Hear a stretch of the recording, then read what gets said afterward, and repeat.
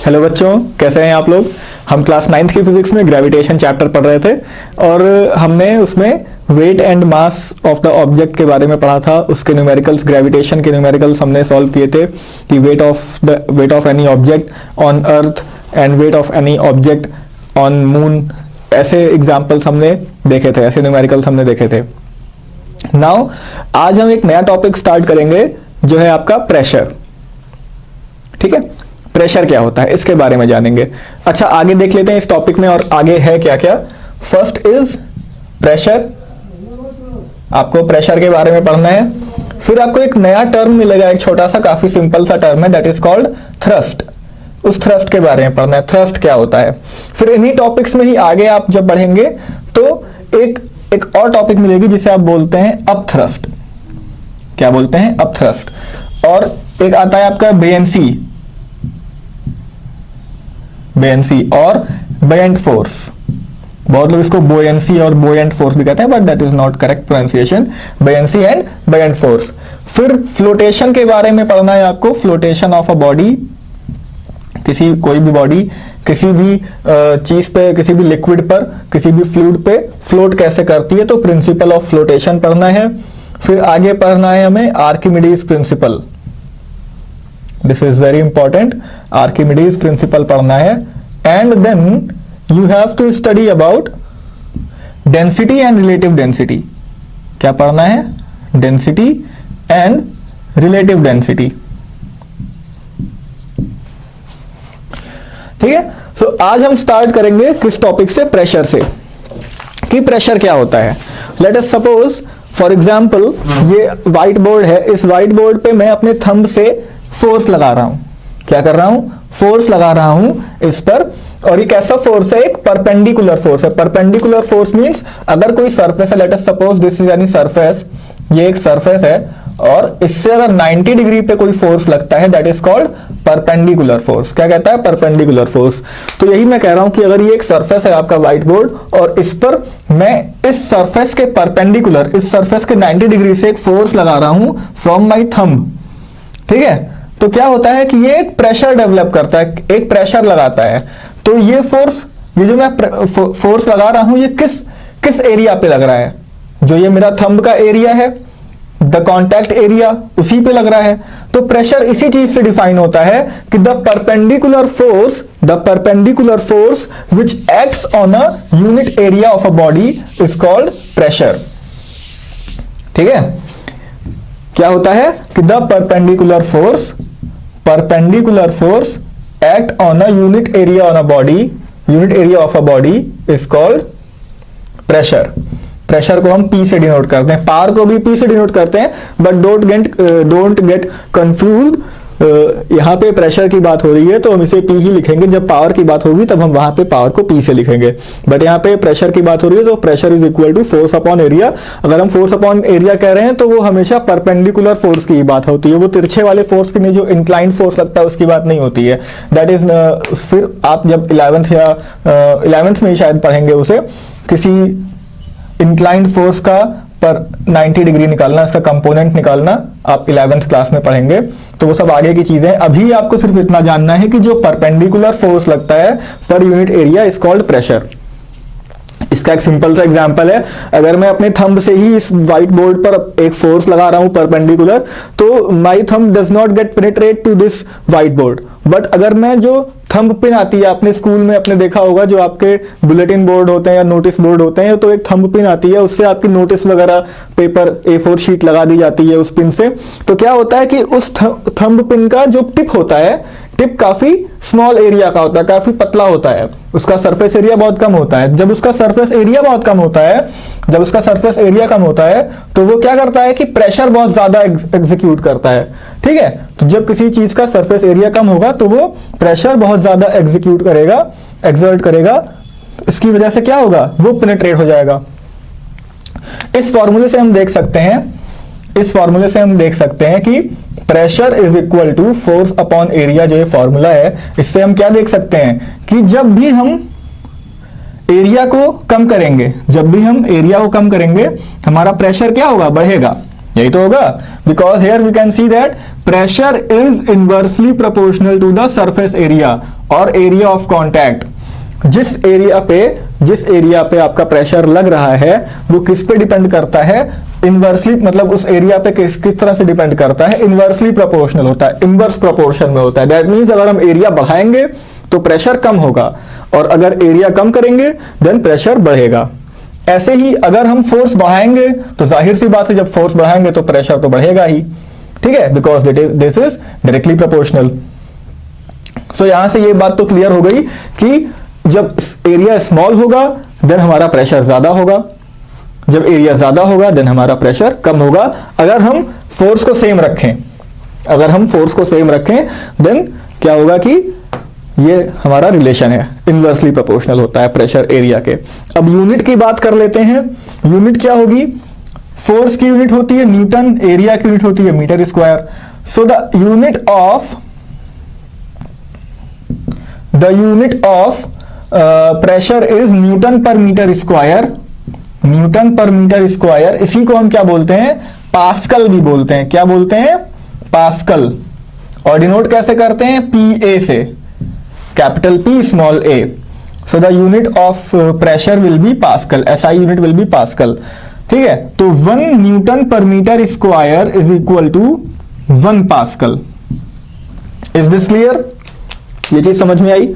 Now क्या होता है कि पास्कल थोड़ी छोटी यूनिट होती है, तो इसकी हम एक बड़ी यूनिट लेते हैं, that is kilo pascal. That means 1 kilo pascal is equal to 1000 pascal. 1 kilo pascal is equal to 1000 pascal. ये सब रिलेशनशिप हम तब यूज करेंगे जब हम न्यूमेरिकल सॉल्व करेंगे प्रेशर के। नेक्स्ट मैं आपको इसके न्यूमेरिकल सॉल्व करवाऊंगा। ये चीज आपको समझ में आ गई होगी कि pressure is equal to the force upon area. और यहां पर किस फोर्स की बात होती है, परपेंडिकुलर फोर्स की बात होती है। किस फोर्स की बात होती है, परपेंडिकुलर फोर्स की बात होती है। अब आपको एक नया टर्म मिलता है यहां से, थ्रस्ट। थ्रस्ट क्या होता है, थ्रस्ट कुछ नहीं होता है, जो हमारा परपेंडिकुलर फोर्स होता है उसी को हम थ्रस्ट बोलते हैं, कुछ नहीं। फॉर एग्जाम्पल, अगर ये एक डस्टर है और इस पर मैं परपेंडिकुलर फोर्स लगा रहा हूं, परपेंडिकुलर फोर्स मींस ऐसा फोर्स जो इस सरफेस के 90 डिग्री पे लग रहा है, then this force is called thrust. इसी फोर्स को हम थ्रस्ट बोलते हैं। तो हमारा एक नया डेफिनेशन आ जाता है कि pressure is the ratio of thrust and area, और we can also say that thrust per unit area is called pressure. Thrust per unit area is called pressure, ठीक है। अब जैसे कोई बॉडी है, उसका वेट होता है कुछ, आपने सबने पढ़ा है कि जो बॉडी का वेट होता है, तो weight of a body is also a force. जो वेट होती है बॉडी की क्या होती है, वो भी एक तरह से फोर्स होती है। तो प्रेशर, जैसे मैं यहां खड़ा हूं, मान लो मैं यहां पे खड़ा हूं, तो जमीन पे मैं कितना प्रेशर लगा रहा हूंगा, कितना प्रेशर लग रहा होगा मुझसे इस फ्लोर पे। तो जो मेरा वेट है वो किस तरह से काम कर रहा है, एक तरह से फोर्स का ही काम कर रहा है। तो that weight will be equal to that force, will be equal to the perpendicular force, will be equal to the thrust also, ठीक है। तो यहां पर अगर कोई मुझसे कहे कि इस फ्लोर पे मैं कितना प्रेशर एक्सर्ट कर रहा हूं, that will be equal to my weight upon the surface area of my foot, जो मैं अपने जूते से सरफेस एरिया में कवर कर रहा हूं, उस एरिया का क्या लेंगे हम, उस एरिया को डिनोमिनेटर में लेंगे। That means pressure is equal to weight upon area हो जाएगा एट दैट मोमेंट, जब उस क्वेश्चन में कह रहा होगा कि मुझे अपना प्रेशर पता करना होगा फ्लोर पे, ठीक है। सो ये हमेशा डाउनवर्ड डायरेक्शन में एक्ट करता है। जो हमारा वेट होता है वो एक तरह का फोर्स है, वो हमेशा डाउनवर्ड डायरेक्शन में एक्ट करता है। ये चीज याद रखना। 2-3 चीजें बता दिया है मैंने।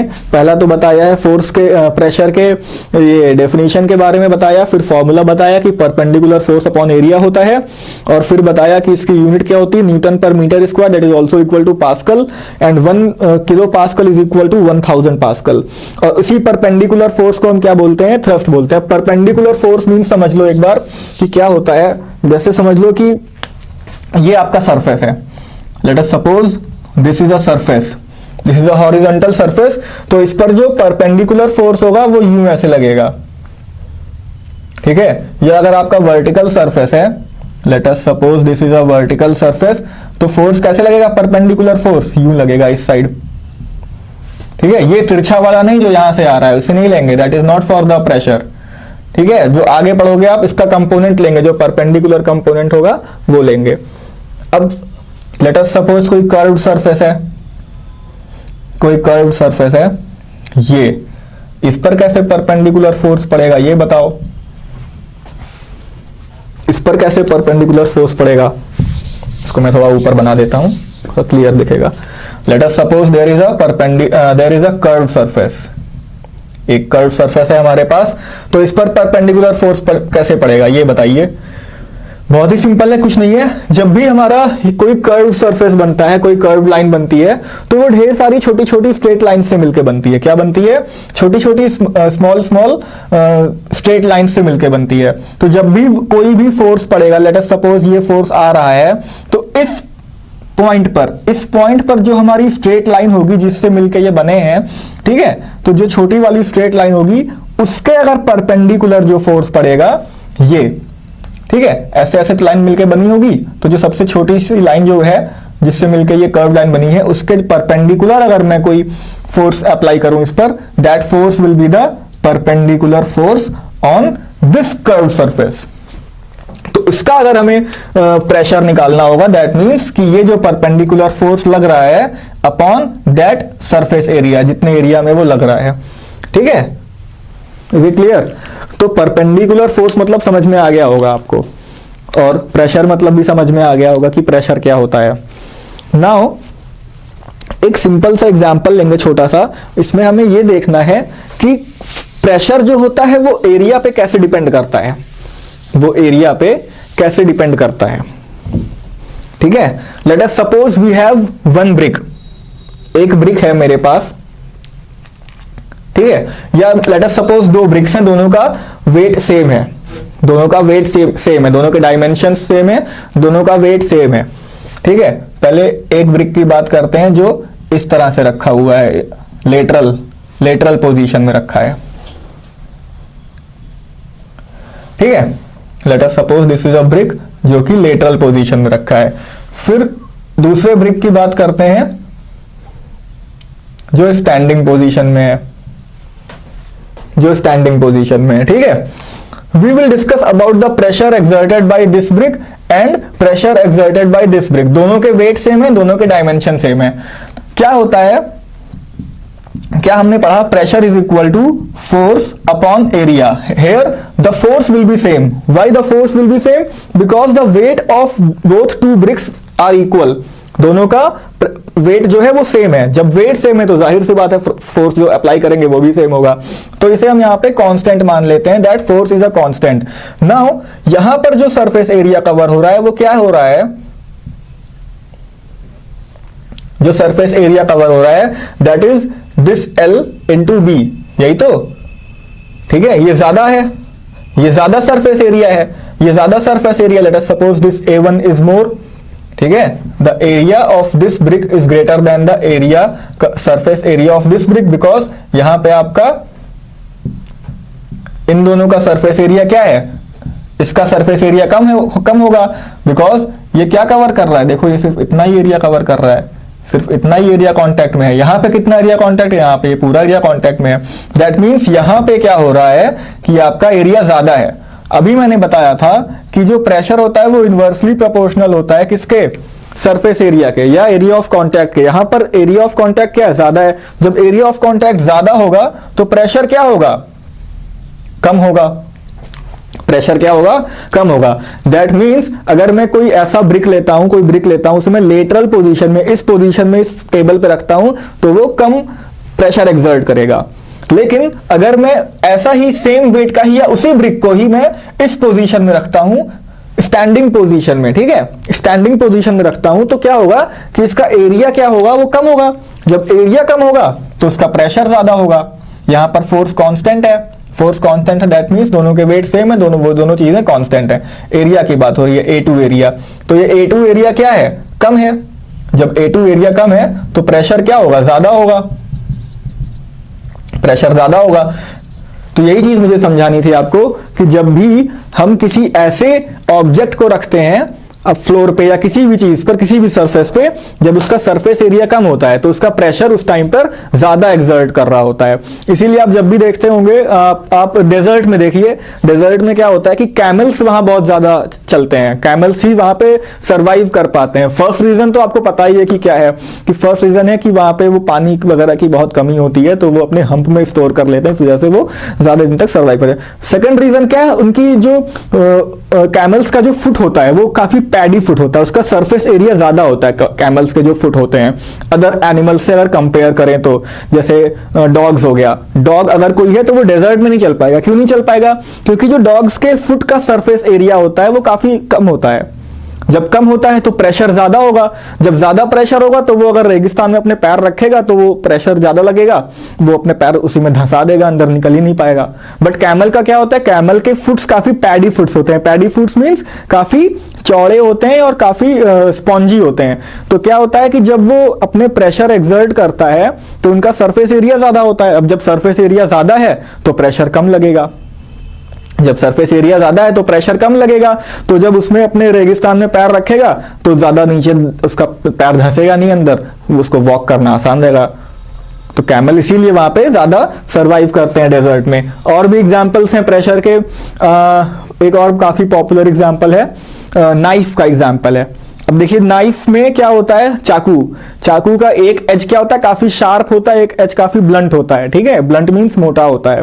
तो अगर आप उस वाले जिधर की तरफ शार्प नहीं है उससे आपको काफी कठिनाई होती है, क्या नाम है, उसको काटने में। कोई भी चीज, लेट अस सपोज आपको एप्पल कट करना है तो you will feel very difficulty in while cutting the apple with the blunt edge of the knife. Blunt edge से अगर आप कट करेंगे तो आपको काफी कठिनाई महसूस होगी। लेकिन क्या होता है कि जो शार्प एज है उससे नहीं होगी, तुरंत कट जाएगा। क्यों होता है ऐसा? क्योंकि जो शार्प एज है उसका सरफेस एरिया क्या होता है, काफी कम होता है। जो शार्प एज है नाइफ का, late us suppose this is a knife, late us suppose this is a knife, तो ये मान लेते हैं कि ये इसका शार्प एज है। तो शार्प एज से कट करना इसीलिए आसान होता है क्योंकि उसका सरफेस एरिया काफी कम है। अब जब सरफेस एरिया कम है, सरफेस एरिया कम है तो उसका प्रेशर ज्यादा लगेगा। ठीक है, सेम फोर्स से हमें ज्यादा प्रेशर मिलेगा, लेकिन उसमें क्या है कि सरफेस एरिया ज्यादा है तो सेम फोर्स लगाएंगे लेकिन प्रेशर उतना नहीं मिलेगा। That's why we use sharp edge knife. ऐसी नाइफ हम लेते हैं, आप लोग देखे होंगे कि जब भी हम नाइफ वगैरह खरीदते हैं तो उसका एज देखते हैं कि कितना शार्प है। और एग्जांपल्स हैं काफी पॉपुलर। अच्छा, एक चीज और, अगर कोई फोर्स स्मॉल एरिया पे, अगर कोई सेम फोर्स, यही चीज बताई थी मैंने, अगर कोई सेम फोर्स है, अगर वो स्मॉल एरिया पर अप्लाई किया जा रहा है, कोई फोर्स है वो स्मॉल एरिया पे अप्लाई किया जा रहा है, तो it will produces very much pressure.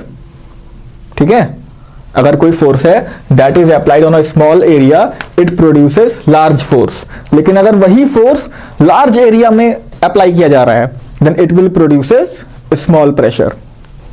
यही चीज बतानी थी, छोटी सी थी, थोड़ा सा मुझसे आगे पीछे हो गया था। ठीक है, यूनिट बता दिया, सब कुछ बता दिया था। और एग्जांपल देखते हैं इसके, एक और एग्जांपल देखते हैं। ट्रैक्टर के टायर्स आपने देखे होंगे, ट्रैक्टर के टायर्स देखे होंगे, काफी चौड़े चौड़े होते हैं, बड़े बड़े से। क्या होता है कि tractors are usually used in the off road areas. ऐसे एरिया में यूज होता है जहां पर रोड कंस्ट्रक्टेड नहीं होते हैं, काफी दलदल वाली जमीन, जो मडी एरिया होते हैं वहां पे यूज होता है, या कि हमें सिंचाई विचाई करना होता है वहां पे यूज होता है।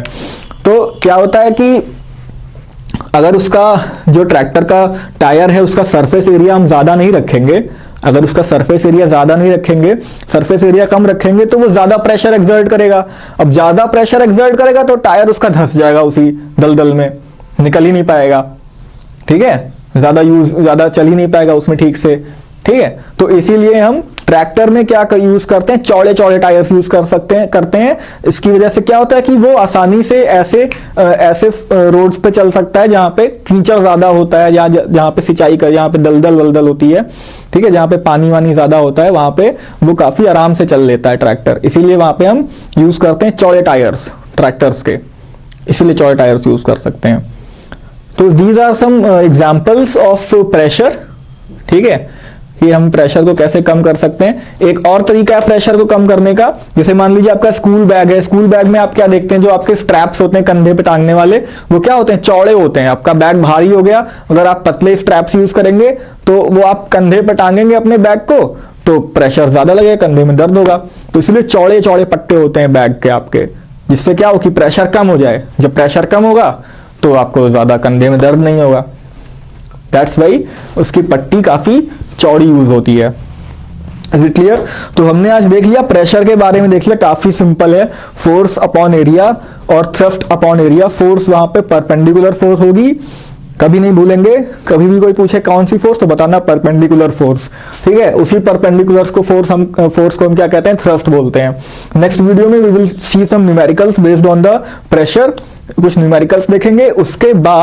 इसके बाद जो न्यूमेरिकल्स सॉल्व कर लेंगे, उसके बाद एक हम पढ़ेंगे बेयनसी के बारे में। So that's all for today. Thank you class.